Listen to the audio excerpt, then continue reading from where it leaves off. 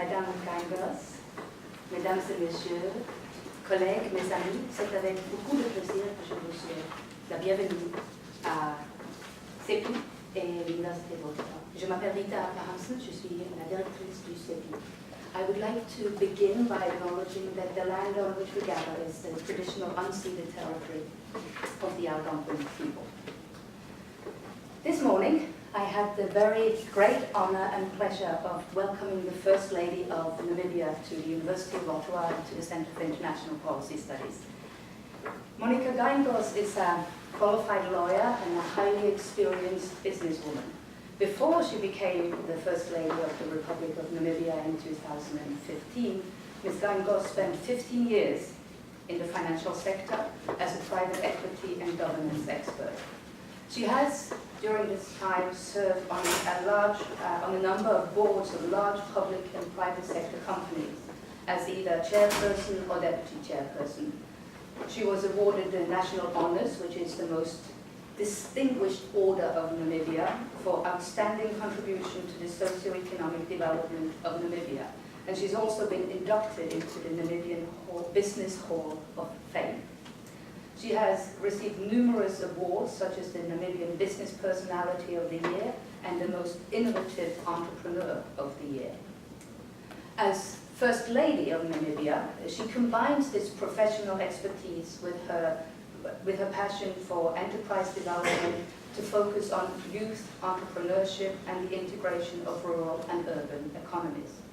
Through the One Economy Foundation, the First Lady has initiated numerous programs which focus on breaking the poverty cycle, and poverty reduction is one of the things that we will spend time talking about today. She's also a proponent of projects related to maternal and child health care, early childhood development, gender-based violence, and communicable and non-communicable diseases.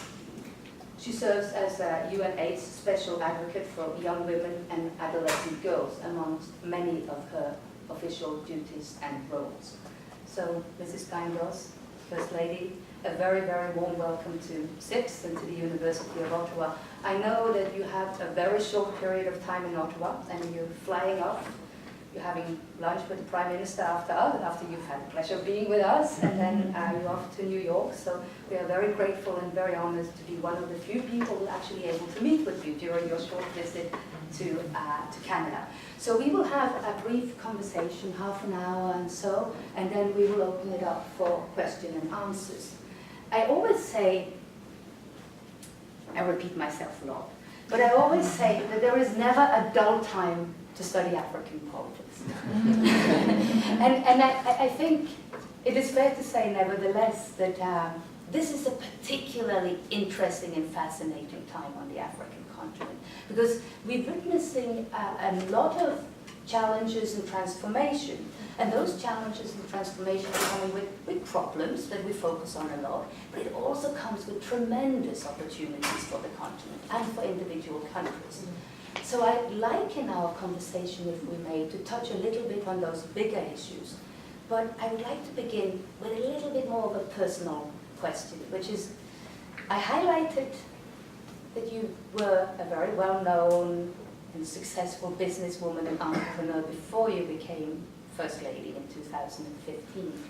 So I wonder how that transition has been to a very, I imagine, a very different life and a very much more public life. How has that transition to First Lady been for you, the 3 years? I don't know why you talk in the past tense. It's still a transition.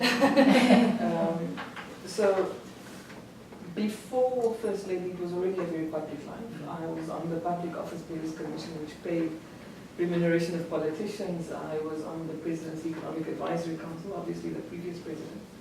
And I did a lot of work for the ruling party on their think tank and on many national advisory bodies. But the first difficult transition was obviously on the business side, because I was a co-founder and shareholder of the largest private equity fund. And the natural issue was one of, what about conflicts of interest? How do you become First Lady when you've got this huge private sector portfolio of businesses? And we had just started a bank about 3 years before my husband became president. It's a bank that was called eBank. And what it really was, it was enabled by cell phone technology, but it was a fully fledged bank that could provide the full spectrum of banking services. So the first thing that we did, both my husband and I, even though there's no constitutional obligation to do so, is we contracted PricewaterhouseCoopers, and we specifically asked that they bring American partners, not partners from the African continent. And they had a mandate of 3 from us. The first was to look at our assets and verify source. Second was to give us advice on the appropriateness of our holding. And the third was to make our assets ready for public release. So the first aspect was they verified source, where all the funds came from for the assets. The second part, in terms of determining appropriateness, is they looked at my husband's portfolio. His wasn't very problematic because he was primarily in property, and most of it that he's had for the last 20, 30 years. And he was invested in, it was property and cash. So his was fine. There was a small problem in a trust where he owned his one property, and he had to fix that. He did that. Mine was a little bit more challenging. So the first thing they said to me is, in terms of the portfolio of companies that I was involved in, there was a problem with one that had a fishing right. There was an annual quota that was given by the Minister of Fisheries. It's not a real conflict, but there may be a perception of conflict because the person who gives the license is employed by your husband, manage the perception, sell. There was a second problem in that one of the portfolio companies that I was chairman of was a newspaper company, but it also printed all of the papers. So technically I knew the headlines of every single newspaper the day before, and I was chairing this company. And often they said rude things about my husband before he became president. And I never interfered. We never got editorially involved. But it would be difficult if your chairman is the first lady. So that was an immediate resignation. And then the bank already had a license. So they said, you can have the bank, but think about offloading your equity. We followed every single bit of advice. So there was a uranium company of which I was a director. It was based in Australia. We followed every single thing that they did. Sold what had to be sold. Resigned from the boards that I had to resign from. And at a cost. At a cost. Obviously the market wasn't at the right time. And some of the things that couldn't be done immediately, like you don't sell a bank overnight. It took us a year and a half to sell it, but we did it. We sold it to the largest bank in Namibia. So once that was done, they then released the full details. So if you want to know exactly how much money I had in which bank account on the 28th of February 2015, it's on the internet. It's like being a public personality. Yes, and the newspapers were very fixated with the fact that I owned a Yamaha quad bike. It's not mine, it's my son, because what they also did, they asked for all our insurance portfolio. So everything that was insured, even if it wasn't in my name, but if it was on my portfolio, I had to disclose it. So I ended up having to disclose stuff that actually belonged to my 24-year-old son, and he's got some strange things. so that was the first transition. I personally, it's a very awkward feeling. Imagine yourselves, if you had to now take your bank statement and show it to everybody sitting around this table and everything that you own and all the debt that you have. And it was awkward for me. But I did realize, given the perception of corruption, particularly in Africa, transparency protects you. And it also, look, I come from a typical African family with the extensions. So they looked at this portfolio and immediately the request for money went up from 1,000 to 100,000. The one relative actually went to my husband and he says to my husband, you know, I need a loan to start a business, but I only need $1 million. $1 million in Namibia is like, it's like $85,000 US. That's a lot of money. So now all of a sudden, so the expectations became very unrealistic. But till this very day, we don't regret it. I think the only thing I personally regret that it's not in our laws. It shouldn't be done based on our personal views. It should be a matter of law. So that was the first and difficult transition. I would like to talk a little bit about how you transform your business experience in terms of helping reduce poverty in Namibia, because when your husband came to power, he made the war on poverty one of the core pillars of his political program, and you've very much made that your own personal struggle. That's right.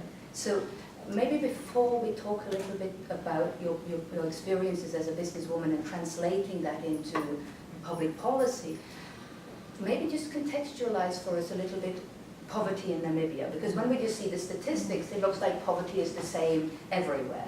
So and so many percentage of the population live below the poverty line. Namibia is something like 26% now. But it's always specific. And Namibia is a specific African country. It's not like any other country, right? Vast country with a population of only 2.5 million, an arid country, a relatively young country by African standards, only independent in 1990. So what are the contexts of poverty a little bit? So the context is hidden in inappropriate measurement of statistics.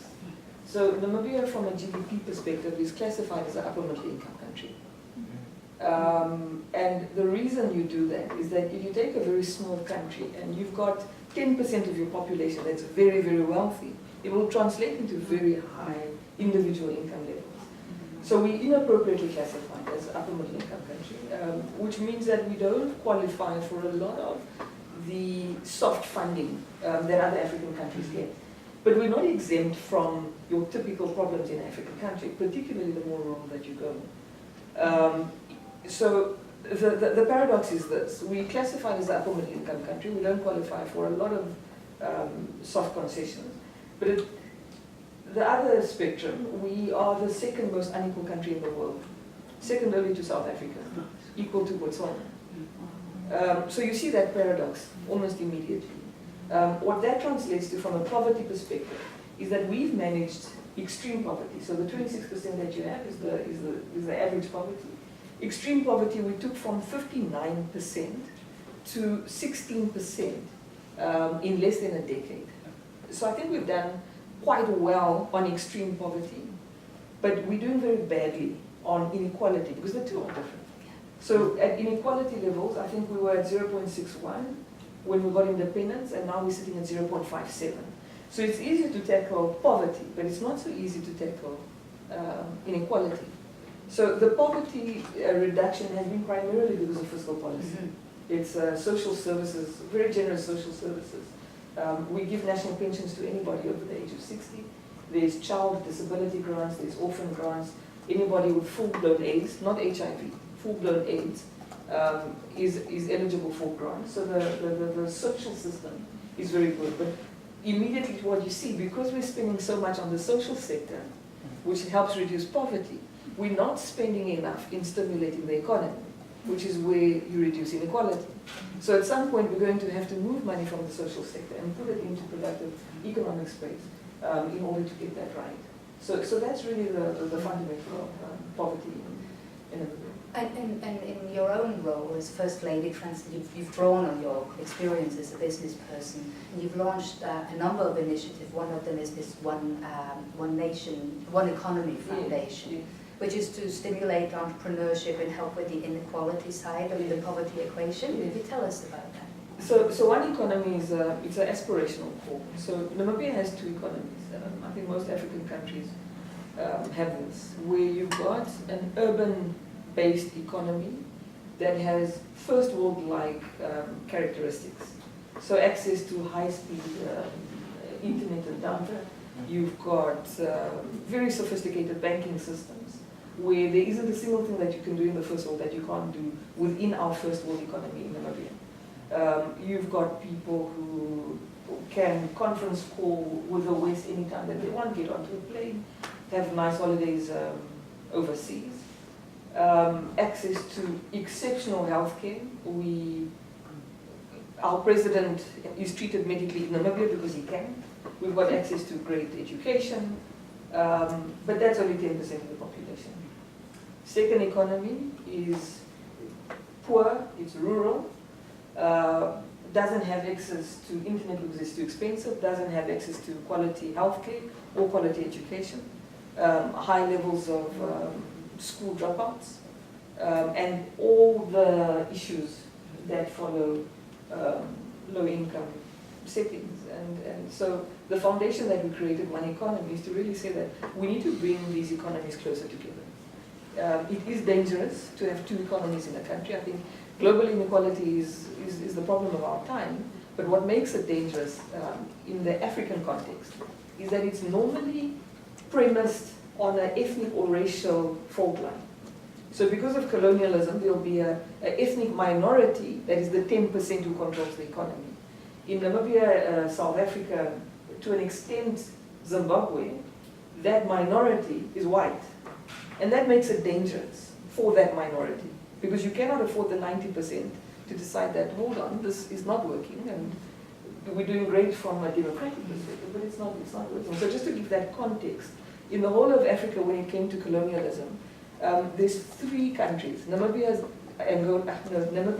South Africa, and Zimbabwe, who have settler colonies. So what a settler colony is the French would go to Equatorial Guinea, colonize, take over the economy, take over the businesses, and they left. Zimbabwe, South Africa, Namibia, they came and they stayed. So they are Namibian citizens. So what do you do now? You have to respect property rights, you need to integrate people. It is your people, they are Namibian, they're as Namibian as I am, but they're holding the resources of the majority, which they didn't get in a fair manner. And that's why I make a distinction between countries that have settler colonies. And this is where the inequality problem comes from, because that 10% comes from that very community. So it's a delicate problem that we need to fix. And this is why you're hearing cries of expropriation without land, without compensations, cries coming from South Africa. It's really to fix that. That's why you're hearing more and more speak about black economic empowerment and making sure that the economic sectors better represent the demographics. It's a dangerous problem. Namibia seems to have managed that post-settler situation much better than both South Africa and Zimbabwe. We don't hear as much about land transfer or land grabs in Namibia as we do in the other countries. What's the secret there, do you think?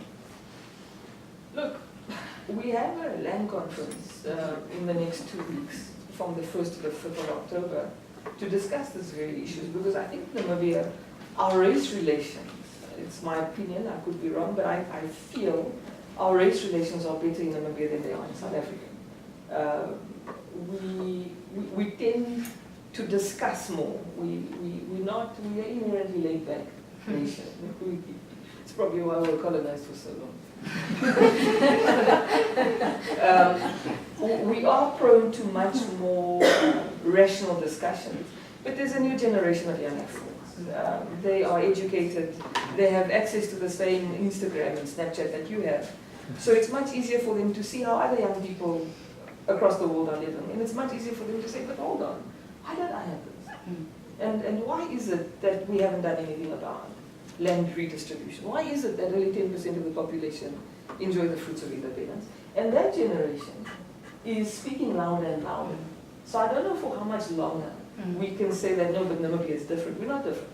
The fundamentals are the same. So it does require us to have a much more robust discussion about inequality, about race relations, about fairness, about justice. And I think we're starting to have those difficult conversations.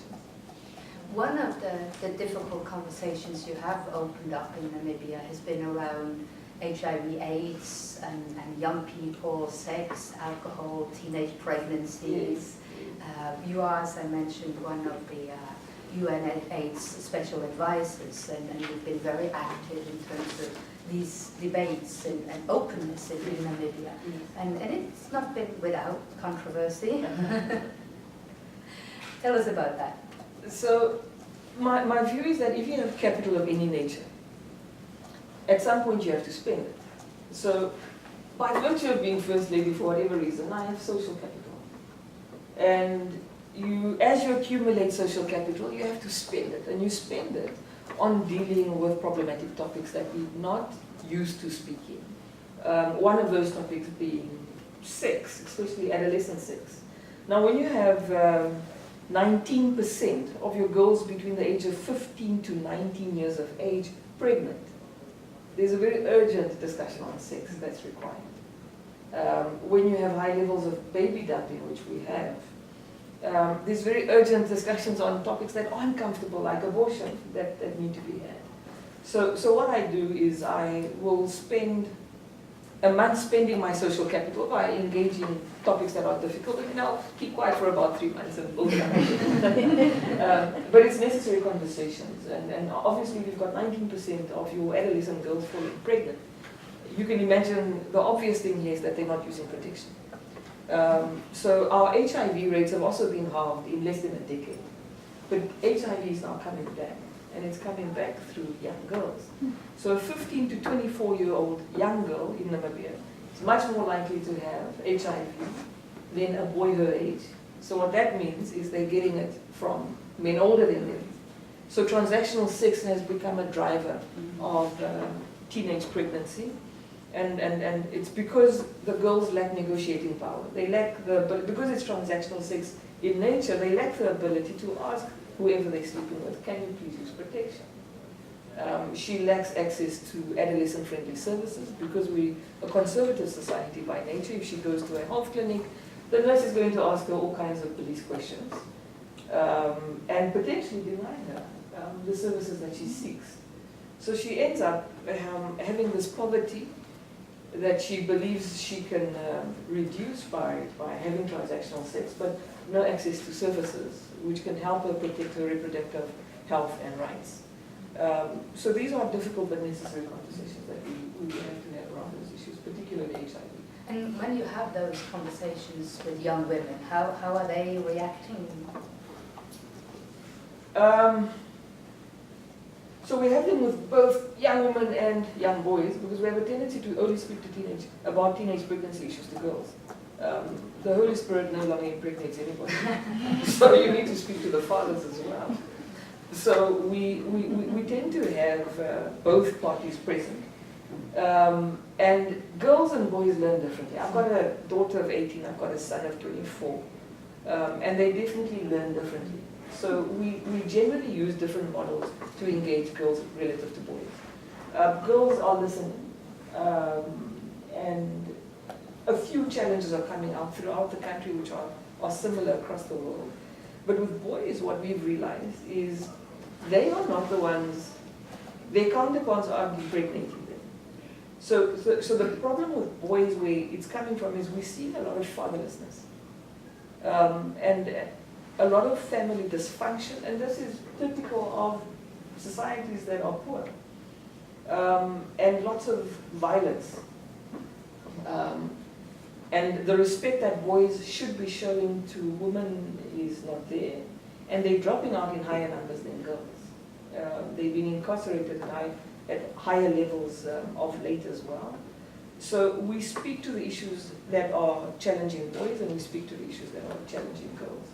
But essentially they react well to it, and they call for more such conversations. Because what I've realized is young people don't necessarily want to speak about HIV as an entry point. If I ask for a meeting and I want to speak to young people about HIV, they don't pitch. But the minute I want to speak about something else that's a little bit more controversial, they come in numbers. And it's also the venue. So we have these conversations in nightclubs, we have the most popular DJs coming. And at some point we'll switch off the music and then have this interaction. And I let them lead these conversations. Obviously my husband accuses me that I'm just trying to get to nightclubs on the slide. but how and where you communicate to young people is important. So they enjoy the conversations and they take them further through the Be Free movement. And we also get a lot of interesting information out of there, including some of the challenges in the system. They'll give us feedback and then we'll follow it up with service providers. We went to a region, for instance, where there were no condoms available. And we would ask, but what is happening? And then the young people will say, well, our grandmothers believe that the fluid in the condom helps with arthritis. So they rub it, so they send the kids for condoms, and they rub the condoms against their knees or their ankles. And that's why young people don't have access to condoms. So it's a mindset issue. So we went to the Ministry of Health and said, look, this is what's happening. Why don't you have an outreach on educating old people about arthritis and give them access to medication around arthritis?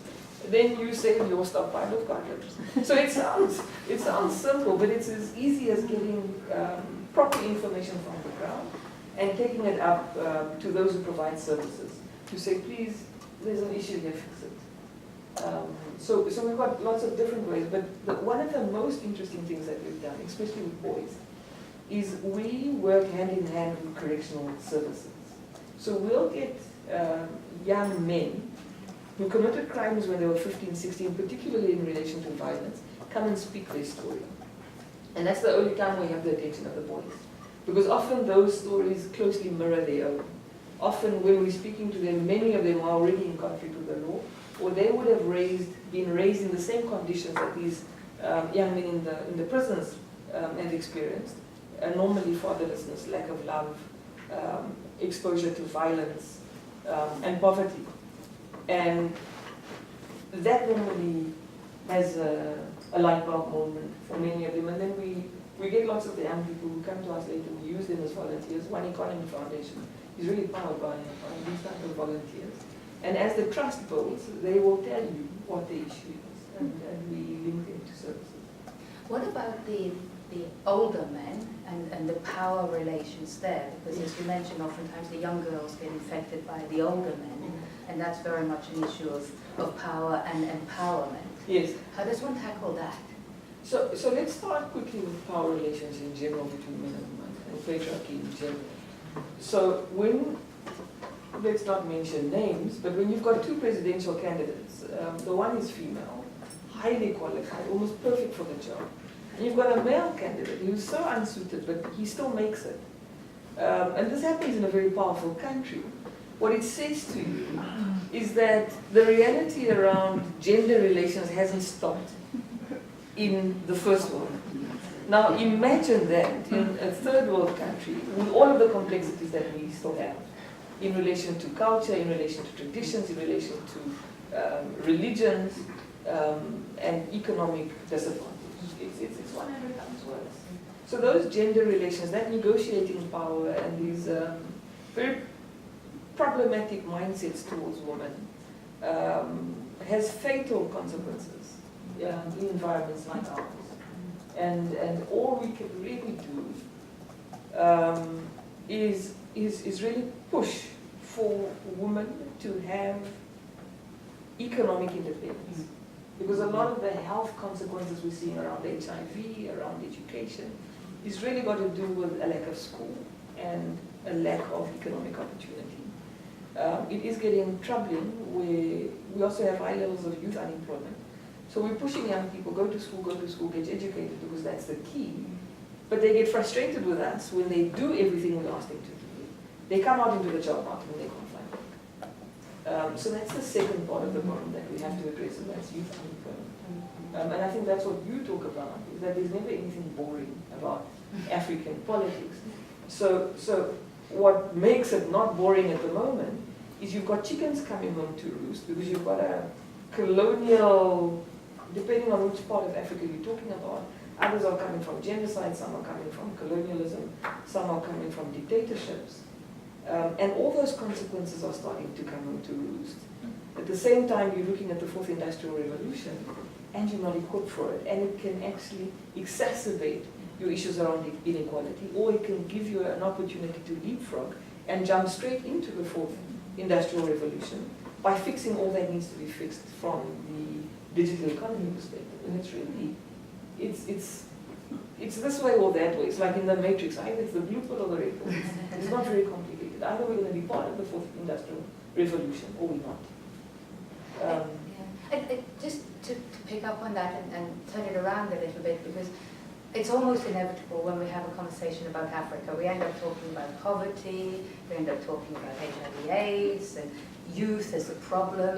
And here we are, we're looking at Namibia as a country that has challenges, but has made tremendous achievements in its short life of independence since 1990. You know, the reduction of poverty, the almost malaria is almost eradicated, free education, secondary education, and so forth. So, does it frustrate you that we so easily pick up on the negative image of Africa and say Africa, and we have this Afro-pessimism hanging over us when there is another story we could tell? Yes, it is frustrating, but it's because we expect it, we're not shocked by it. I don't know how many of you picked up the report of the Vice President of Equatorial Guinea, who was found in Brazil with 20 million worth of watches and $1.5 million in cash. Inevitably, the articles were about African presidents. Now, Equatorial Guinea is one country, and it's their vice president, and why don't you contextualize this? Why would you, how many African countries have presidents who have watches of 120 million? It's ridiculous, but it's the norm. And at a point, we're going to have to change this narrative. I think, so the narrative around poor people in general, whether it's a poor person in the poorer part of Toronto or the poorer part of New York, the narrative is always the problem. And why it's important for us to have this conversation, especially you in the social sciences, is that one day you guys will be involved in international development, either for your government or in international NGOs. Now, if you go in with the attitude of not understanding the local narrative, you inevitably are going to come up with the wrong solutions. And all you do is you deepen the local problems. So I think it is important for us to do a little bit more work in unlearning a lot of our assumptions, not only about Africa, but low-income scenarios and poverty in general, and the people who come from those situations. And only then can we genuinely help them, because at the moment I tend to think the world makes these problems worse. It doesn't make it better. I would like to open it up for questions, because I'm sure there's a lot of people who have questions, but I just want to ask one more question, which is a more general question. It's my impression that the First Ladies of Africa are becoming more politically active and vocal. For example, you have an African First Ladies of Africa organization for tackling HIV/AIDS, and we see many First Ladies taking a more active political role. Is that your sense? Do we see a change in this way of African First Ladies? Do you know the saying that behind every powerful man there's an even more powerful woman? Is there something to this? No, I don't think so. I think any wife has influence over her husband of some time. Whether it's the wife of the CEO of a private sector business, whether it's the wife of a professor, any relationship.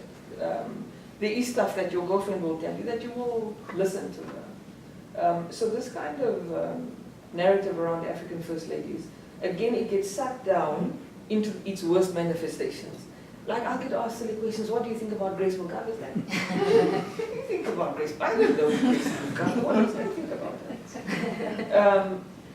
So each First Lady will do what she does, so nothing has changed in the role of First Ladies. We were laughing so hard. We had my husband is the chairman of SADC, which is the Southern African Development Community. Now, the Angolan First Lady came, and she had to come and sit with me, and we had to go chill in the nightclubs with young people. But the last time that she had come to a SADC meeting, she was the SADC Council of Ministers head, because she was the Minister of Economic Development Planning in Angola for over 12 years. She had to quit her job at the World Bank as a director. And she's been in the Parliament of Angola for the last 8 years and was re-elected, and she quit her job in order to serve her husband. So I tend to think the reason that we support Agenda 2063 of the African Union, and when we talk about gender equality and having more female presidents in Africa, is that I think the moment we have more male spouses of presidents, that these terrible expectations of women to give up their work to support their husbands or presidents is going to stop.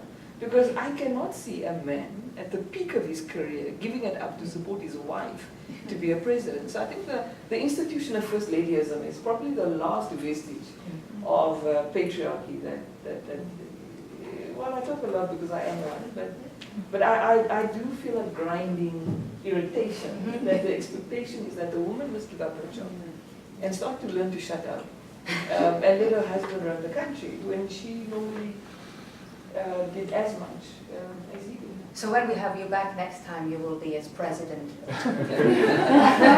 Probably not. I'm too undiplomatic to be a politician. So it's, but it is, the reason I speak like this is, what I want to highlight is when you have unearned privilege of any kind, you must be conscious of it. And being a first lady is the highest form of unearned privilege. I wasn't elected by anybody. All I did was marry right. I mean, that's not. So young girls will come to you, oh, I want to be just like you, I want to be a first lady. I was like, no, you don't. You want to not marry right, you want to study right and work right. So being a first lady is unearned privilege, and you must be conscious of that. And you must, since you have it, use it for good. The only real power a first lady has is that she doesn't have to make an appointment to see the president. That's the only real power. And the other real power is really proximity to power. And it's not only a first lady who has proximity to power. You have proximity to power simply because you and the president of the University of Ottawa engage one another often. And this is my lesson as the first lady. If you have proximity to power, how do you intend using it?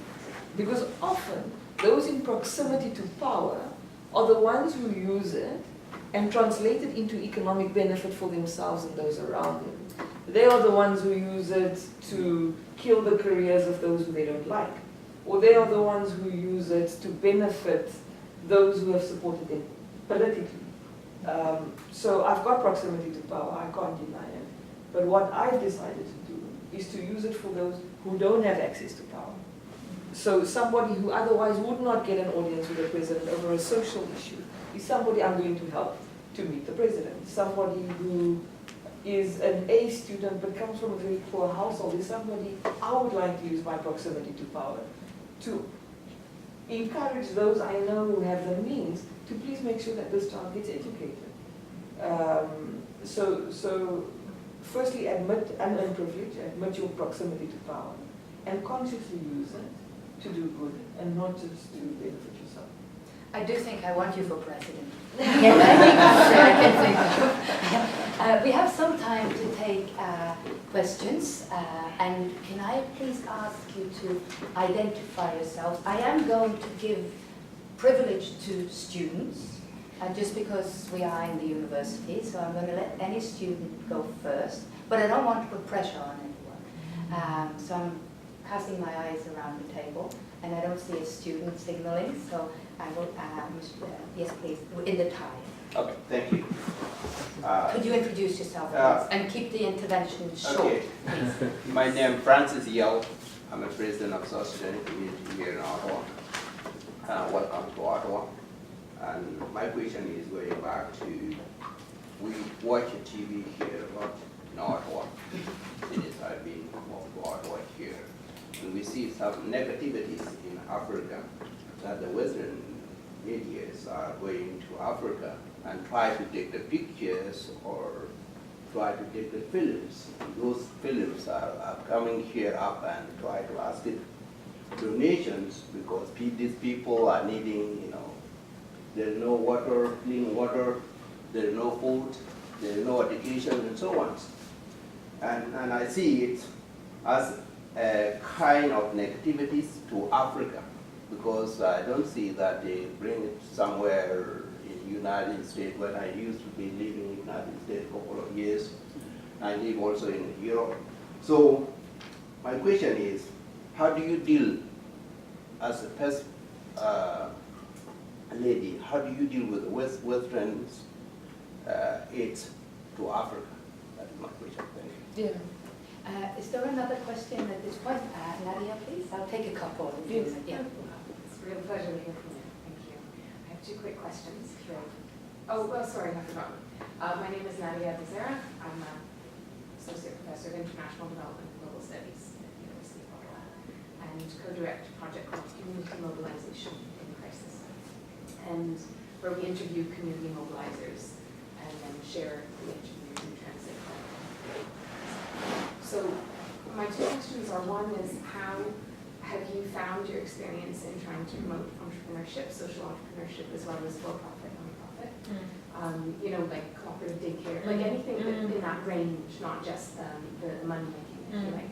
And my second question is related, I'm a geographer, and it's related to mobility and physical movement and geographic restrictions on movement. I'm wondering if there are any, if there are any non-citizens in Namibia, if there are restrictions on employment, if there are restrictions on movement from remote urban areas. I know very little to nothing. I'm looking for, yes, please. I just do, would you like to, let's take these two first, and then I will take a second round. Okay, so let me start with the questions around movement. There aren't restrictions. The basis of apartheid was really restricting people's movement from region to region, because apartheid really means, so Namibia had apartheid, sorry, let me go back. People associate apartheid with South Africa only. But the South African regime took over the colonial administration of Namibia after World War II. It was given to them in a custodial relationship, but they really just decided, we don't have to listen to anybody, we're going to keep this country as ours. So we became an additional province of South Africa, so the same laws that they applied in South Africa applied in Namibia. So the very same separate development model. So the first thing that the government obviously had to do was to equalize the ability for people to move around from country to country.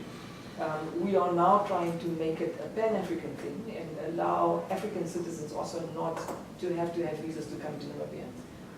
It's unacceptable even to me that fellow Africans need to get visas, whereas German citizens, Americans, Canadians don't need visas, but our own continent's people need visas. It doesn't make sense. So we're trying to change that anomaly. There are some restrictions. So you can come in as a tourist, you can stay for 90 days. If you want to work, you need work permits. And they give work permits in intervals of 2 years or a year. And eventually, if you've stayed there for more than 5 years, you qualify for permanent residence. After 10 years, you qualify for citizenship. And then there's also restrictions on the movement of capital. So you can bring in as much money as you want to, but you can't take it out so easily. We do have foreign exchange restrictions. You need to apply through the World Bank, through the Reserve Bank, in order to take money out. On the social entrepreneurship side, so the 15 years that I ran a private equity fund, we were very much in the first economy. So even as a Namibian, even I was surprised about how difficult it was to start and sustain businesses in the second economy in my own country. One of the first things I noticed is that we generally love to talk about the problem in entrepreneurship as an issue of lack of capital. But there are challenges on the demand and the supply side. And what I've realized is that even when people have capital, they still have challenges sustaining that business.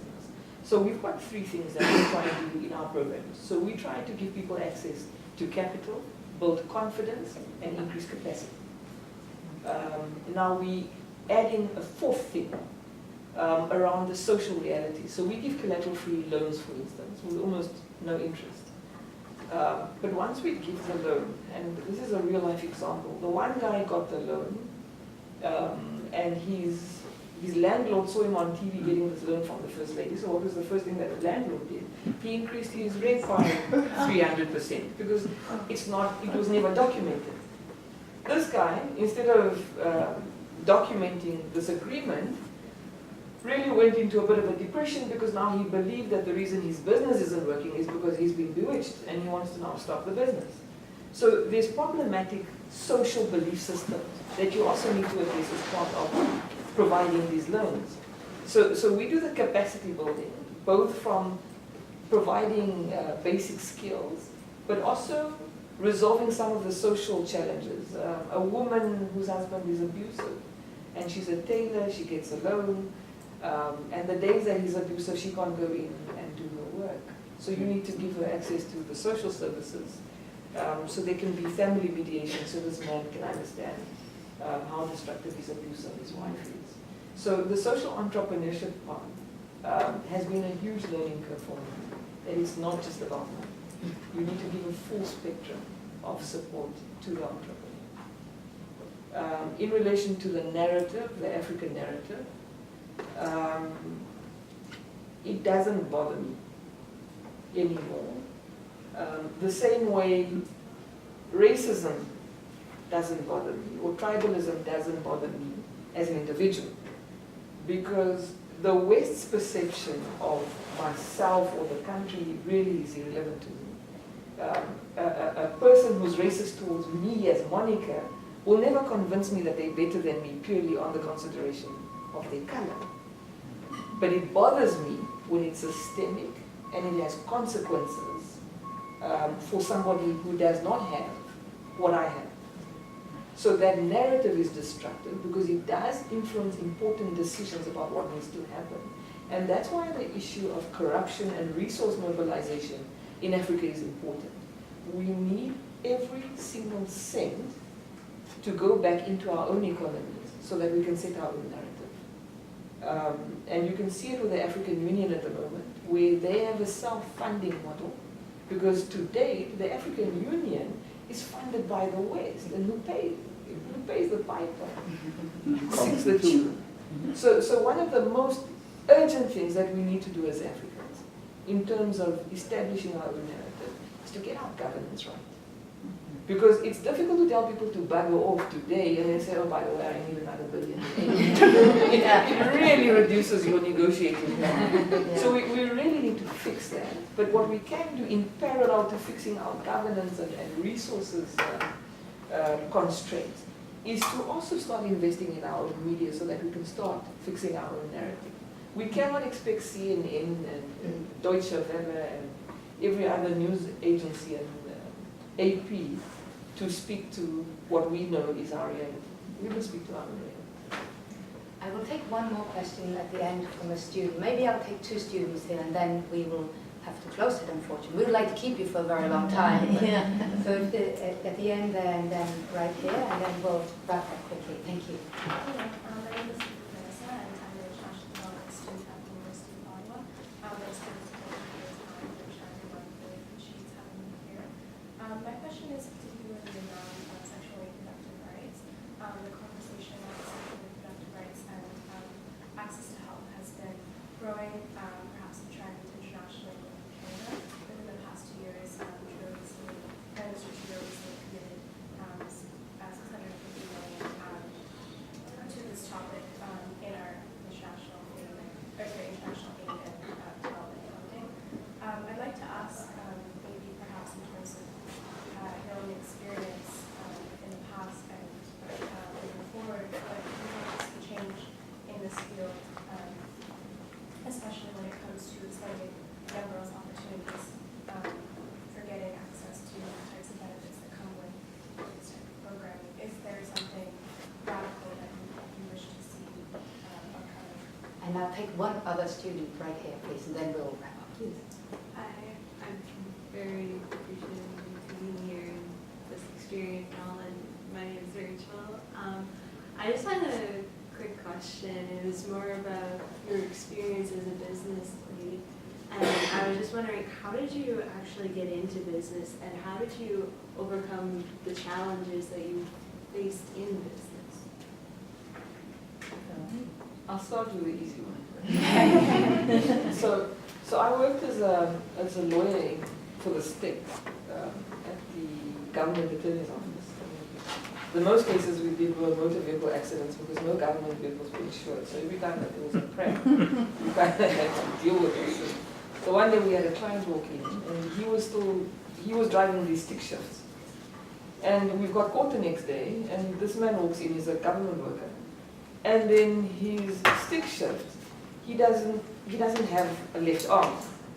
So you look at this guy, and you look at the fact that he was driving a stick shift without a left arm, and so you know exactly how this accident happened. And I said, actually, I don't want to deal with this anymore. Somebody I knew well was working at a stock exchange. No, he was working for a stockbroker, and they were looking for a listings officer at the Namibian Stock Exchange. So I took that job, and for a good year, I didn't know what the hell was going on. And what I did in that year is read up as much as I could about stock exchanges and about the listings part of the stock exchange. And the moment I mastered it, I started getting a lot of private sector related jobs, which I said no to, even though they were paying 5 times what I was earning at the stock exchange, because I realized it's an invaluable opportunity to understand business from a different perspective. I eventually left about 6 years later, and that was to an investment bank actually based in South Africa. So I spent a month in Johannesburg and I came to and while I was at that investment bank, I and a few friends started the private equity fund. But after a year of starting this private equity fund, all of us were employed and kind of sticking to our jobs. And after a year we realized, well, apparently it doesn't work like this. One of you actually needs to quit, and you need to invest time to build a fund. So ever the reckless one, I quit and started Stimulus Private Equity, which at the time was the first private equity fund in Namibia. And it's done well. But the reason I tell you the story is for 3 things. Firstly, you don't always necessarily have to stay in the field that you study. The second one is when you do start working, the first thing that many young people do is they get into serious amounts of debt for things that you actually can live without. I would never have been able to leave my job at the investment bank and start Stimulus and work for a year without getting any remuneration if I didn't have savings. And I had student debt as well. But had I not had savings, I wouldn't have been able to take the risk of getting into a private equity fund. So I always try and tell people as well that whatever you do, try and always spend less than what you earn, and try have some savings, because the lack of savings actually really stands in your way to follow your dreams. And then from the perspective of a woman, so Namibia has a huge skills crisis. So I generally approach the topic, and the financial sector is very white dominated, white male dominated. So if I wanted to see ghosts behind every door, I would find them. Because as a black female, I'm sure there may have been racism, there may have been chauvinism, but I didn't see it because I wasn't looking for it. And for a country that says it has such a huge skills problem, I don't think we have the luxury to be too chauvinistic, because there's nobody with skills.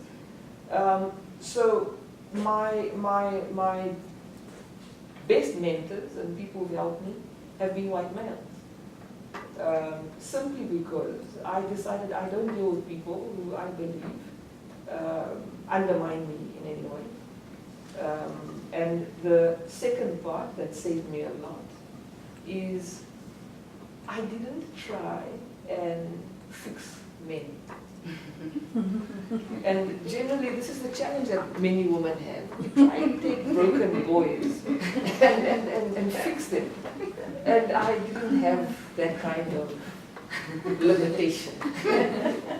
So generally if somebody, and many of you will experience it, especially the girls, is, so if I'm earning more than you and you have a challenge with it, that's a your problem, it's not a me problem.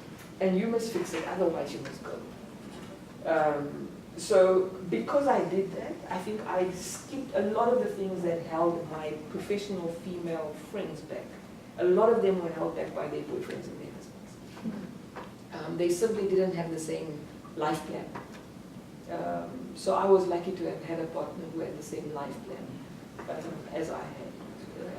So the same is true for men. The wrong person can hold you back. And marriage to me is the most powerful asset allocation union you'll ever get involved in. It can really make or break what you have and what you make in the future. So these aren't decisions we should take lightly, but it is people who take these things lightly. The marital regime you get married into, decisions around money, you want a flat screen color, late 90-inch television, while the wife wants a smaller television so that you can save and buy something else. These kind of things sound simple, but they are critical in how you allocate resources. I want to study to finish my master's degree or get my PhD, but my husband won't let me because he says he also still wants to do his master's, but he's not ready to do his course, but he's holding me back. So I find those kind of soft issues what holds people back more than the harder stuff in corporate. And I generally stay away from meetings where a man doesn't make eye contact with me. It's normally an indication of a problem. Then the other question about the sexual health and reproductive rights, I think we can revolutionize it by starting to look at it as a poverty reduction mechanism, to really link access to reproductive health to poverty. The fewer kids you have, the more you can educate them, the more money you have available for each one, and the more you can protect them from societal harm. And also giving them the full spectrum to health services, full spectrum of family planning. Up in the north, we've got lots of Catholic-funded hospitals, for instance, that don't give contraceptives. And that's the kind of things that we'll need to start speaking against. But primarily, we need more representation, not of women in politics, but of young people. Because I found even women from an older generation are the ones who impose their personal beliefs around abortion, around contraceptives, in political setups. And I find young people, because you have more progressive ideas, it's your representation, regardless of gender, that will matter a little bit more in a political sense. Because we still have a problem where many of our political leaders inject their personal beliefs into issues of sexual health and reproductive rights. And then the other thing is, and it's probably the last point around it, is the question of our society that has a very high number of girls under the age of 16 who are in our hospitals giving birth. So legally, that's rape in Namibia, but there's never any statutory rape cases. And one conversation that we had for a long time in Namibia at my instigation is that if somebody goes to a health facility with a gunshot, the medical health professional attending to that person is legally obliged to report this gunshot, regardless of how this injury was obtained. And I would really like to push to say that any child under the age of 16 who presents to our hospital to give birth, there must be a legal obligation for that medical health professional to report that pregnancy. Not necessarily because we want it litigated, but really to understand who is the father of this baby, what are the arrangements here around child care and protection. And hopefully out of that we'll be able to realize the circumstance. Is it a much older man? Does the family know about this? Do they support this? So we can better understand who the hell is impregnating children of 14 years old. Because a lot of it is coming from people who are close to this child. It's men in power, teachers, police officers, soldiers, pastors. And it's normally coercive relationships. It's not consent the way you and I understand consent. And unless we start casting a judicial eye on those kind of pregnancies, we're not protecting those girls. And the statistics are, once she falls pregnant at 14, by the time she's 18, she in all likelihood has another baby. And these are babies who are most prone to issues of fatherlessness, who are born into the same conditions that she was raised in, and are likely to remain in there. So each of us sitting around this table, if you have children or if you're a young person, your parents strongly feel that your life should be better than theirs. You should do better than your parents. The same way your parents did better than their parents. Now the reality at the moment in many countries is that many young people who are born into poverty are not capable of leaving poverty. So they're doing worse than their parents. And that's a huge indictment. We must give young people an opportunity to do better than their parents. And when 90% of your adolescent female population is pregnant, not only is it bad for them in terms of their social progression, it's bad for the country because it means you've got a future problem of young people who were probably raised in circumstances that did not lend itself to protecting them against sexual violence, against violence in general.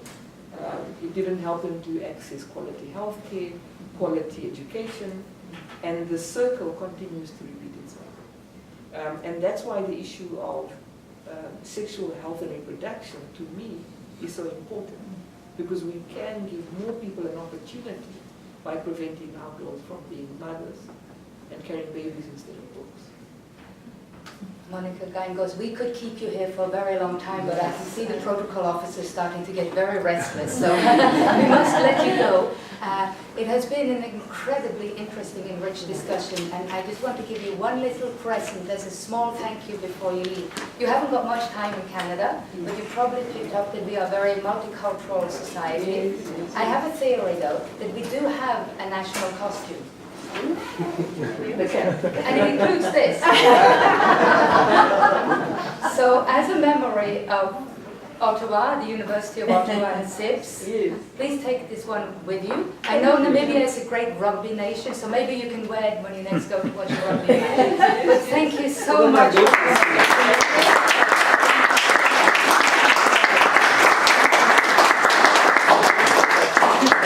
Very nice discussion.